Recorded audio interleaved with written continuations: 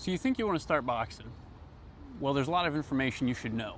My name's Cameron. I've been boxing between 3 and 4 years at this point, and I was thinking back the other day to when I started and how little information I came into the world of boxing with.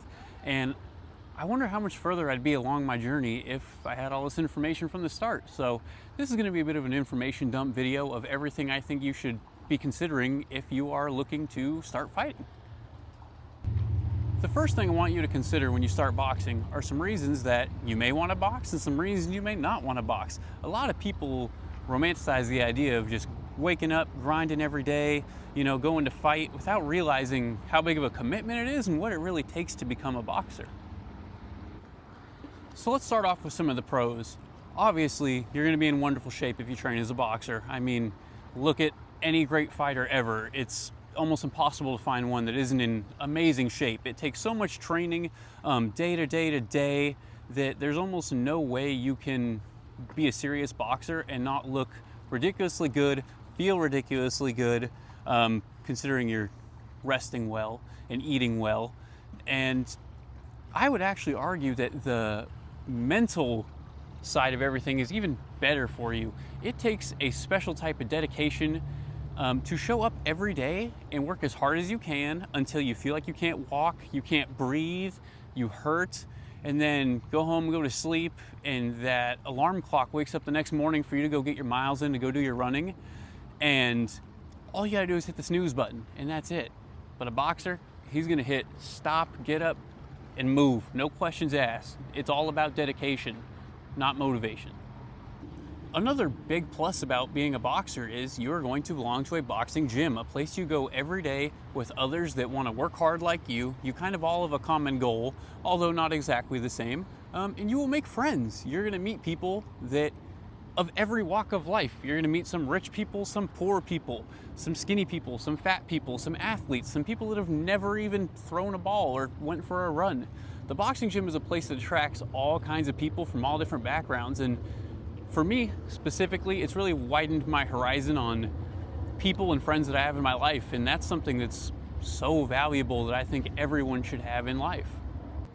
For all the wonderful and great things that come with the lifestyle of being a boxer, there's an even bigger list of things that really do suck. And the first being that you are going to be uncomfortable a lot. From when you first start to actually run it every day. It's expected in most gyms that you run 3 miles every day if you're going to be a serious competitive fighter. And it takes a while to be able to do that at ease. Once you hit a point where it becomes easy every day, you'll be able to speed up and actually make some progress. But getting to that point is really difficult, especially if you're not used to running all the time. Another very big con with boxing is it is not for those that get bored easy. Boxing is a very boring sport, especially your first couple months. And I mean, first couple days, people want to come in, they want to beat bags up, they want to spar. Your coach is going to do this day one. He's going to go, show me your boxing stance. He's going to go put his hand on your shoulder and push you about that hard, and you're going to almost fall over. It's a universal experience. If you haven't boxed before, your boxing stance is going to suck, and it's going to take time to work on. So they're going to put you on the line or the board, and instantly they're going to get you in that stance, and you're going to feel uncomfortable. And what's almost worse about it is I guarantee you while you're doing this, there will be a 7 or 8 year old walk up to the mirror to the side of you. They're gonna start shadow boxing. They're gonna start looking real nice. And you're gonna feel like, wow, I'm really here learning to walk for the first time. And it's kind of a fun universal experience we all go through.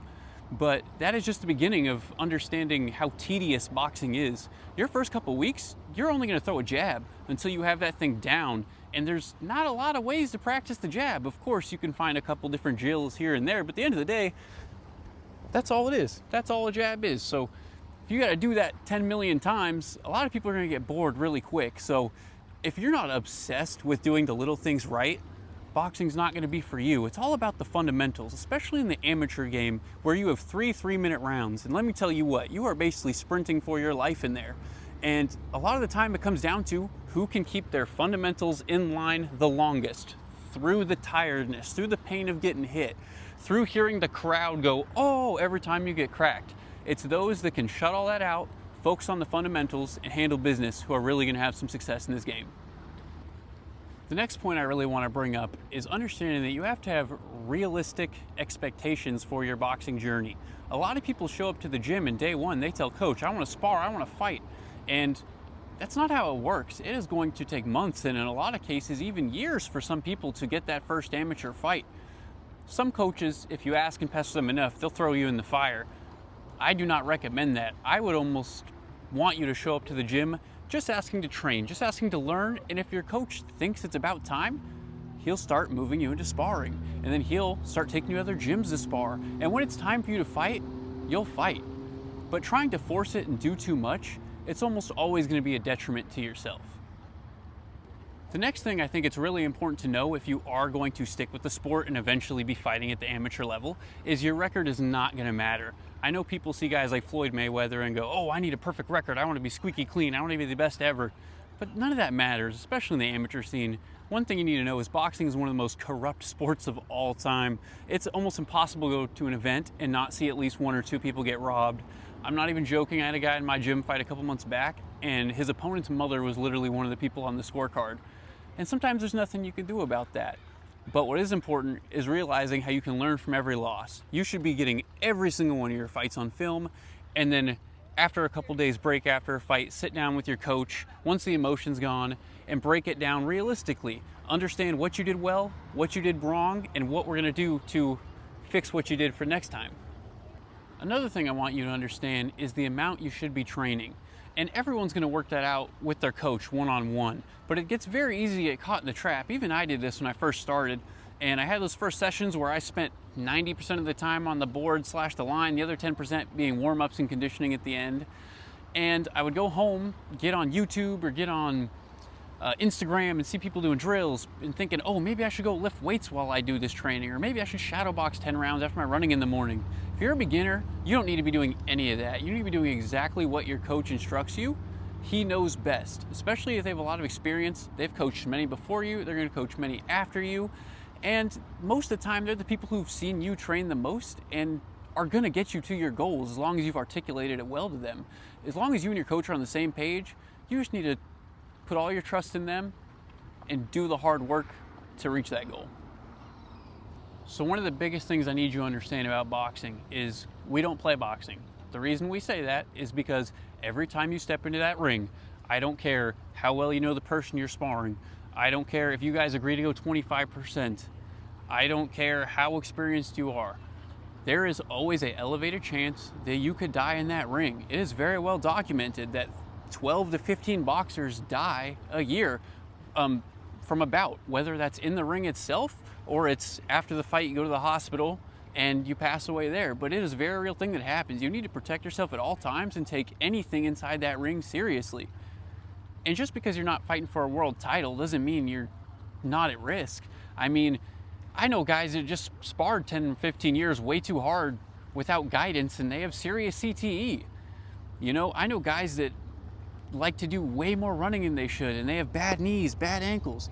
I know guys that get too tired and throw too hard while sparring where they've hyperextended their elbows, they've thrown their shoulders out of place, and none of it's good, but it's all possible, right? So you always need to be serious and you always need to protect yourself above everything else, because at the end of the day we all want to be able to come back to training tomorrow, and that's really what it's about. Highs and lows, they are as big of a part of boxing as anywhere else in life. You will go from feeling top of the world to feeling like you may not want to be in this world anymore in an instant.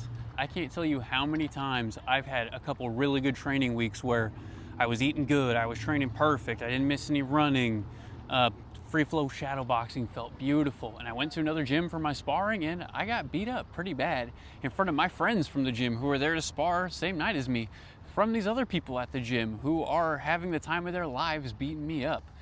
You will go from feeling on top of the world to like you're nothing in an instant.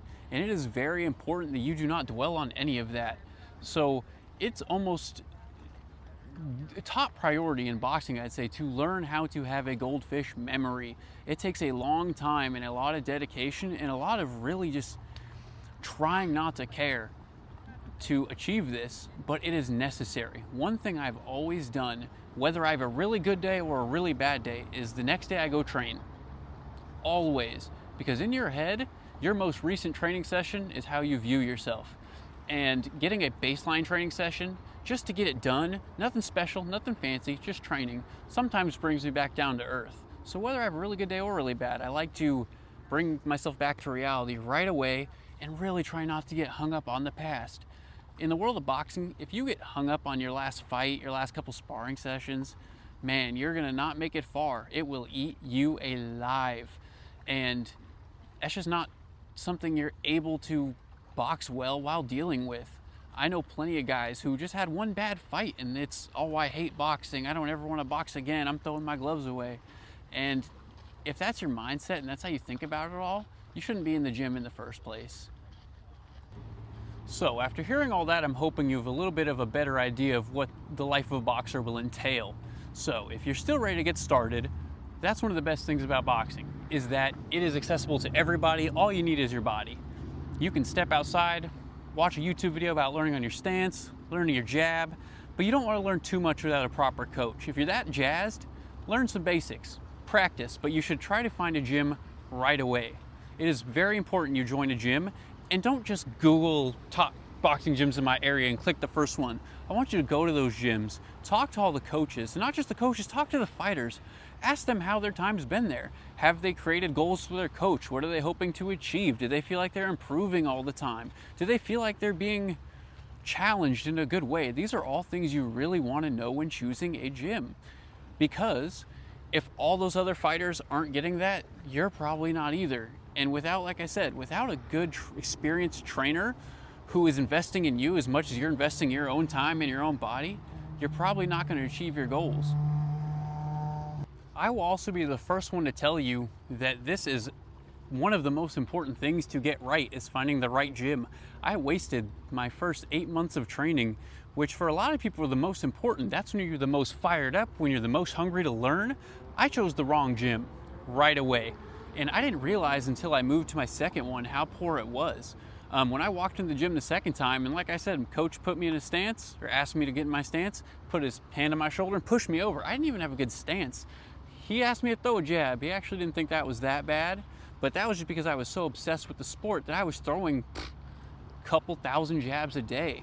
But I basically had to be rebuilt from the ground up, and I'm very thankful my current coaching team was willing to do that for me. It is much harder to break bad habits than it is form new ones, and I had a whole list of bad ones. So take it from me at the very least that you want to make the right decision in picking a gym.